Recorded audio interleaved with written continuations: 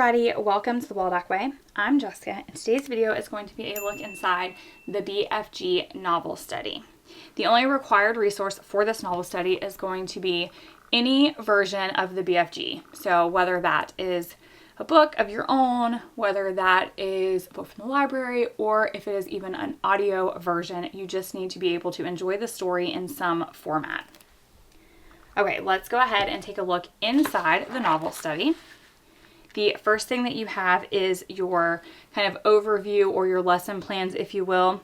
This is going to tell you exactly what to do for 6 weeks, what chapters to read and what to do each and every day. There are 5 days and it's 6 weeks. You don't have to do it that way. You could stretch it out. You can make it shorter, but this is kind of a 6-week overview. Our cross-curricular connection page, which is hands down my favorite part of these studies. It's my favorite part to create, and it's my favorite part to enjoy as the mom of the homeschool. This is going to have at least 2 different ideas for math, writing, social studies, science, art, and music that are really going to help you round out this novel as a full unit study. So you can add these in at any point during your 6-week study. You're going to have my favorite quotes from the BFG. And then for the first 5 weeks, you're going to have some very similar activities. So week 1, you're going to have copy work, vocabulary, a writing project of some kind, comprehension of some kind, and a summary of some kind. So that's going to repeat for 5 weeks. So on the copy work, you're going to have a paragraph that your kids are going to copy, and then you're also going to have kind of a teaching point or something to notice about it that's going to be either grammar or punctuation or figurative language, some sort of language arts concept. Your vocabulary is going to be new words from the book or from the selection of the book that you've read that week, and it's going to change. It's going to be matching, it's going to be fill in the blank. Some of them you're going to even be looking into the dictionary and finding the definition. Your writing, again, is going to be varied each time. This is where you're creating a survival guide for the humans visiting Giant Country. Your comprehension is going to change. Sometimes we'll have fill in the blank, multiple choice, short answer, true and false. Sometimes we'll have a variation of all of it. I like to shake it up and keep things fresh. Your summary is where you're going to draw a picture of something that represents the chapters that you've read and then answer a few short questions about it. And then, like I said, you're going to do that basically for the first 5 weeks.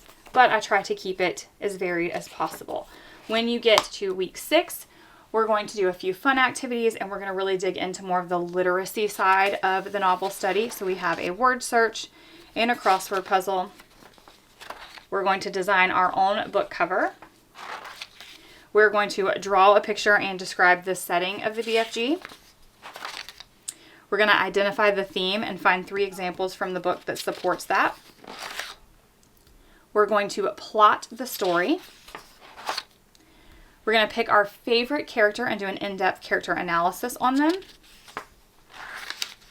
We're going to do a persuasive writing review. We're going to persuade somebody either to read or not to read this book based off of what you liked or didn't like about it.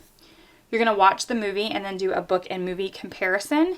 And I have also included some book and movie discussion questions that you can use to discuss the book after, or the book and the movie after you've read and watched it. We have some figurative language. We're going to learn the different types of figurative language, what their definition is, and some examples. Then you're going to go on a scavenger hunt in the book to find a few of your own. And then you're going to have a hands-on activity. So for that hands-on activity, we have cards that list all of the different types of figurative language. And you're going to just lay them out.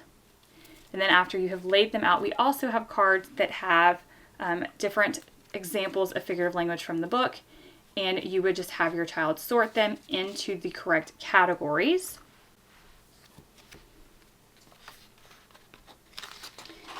There's also a final project that has 9 different suggestions that you can use. Things like do an author research, do a puppet show, just different things that you can do for a final project. And then there is an answer key for anything that had answers. So vocabulary, comprehension, the word search, the crossword puzzles, and that figurative language activity.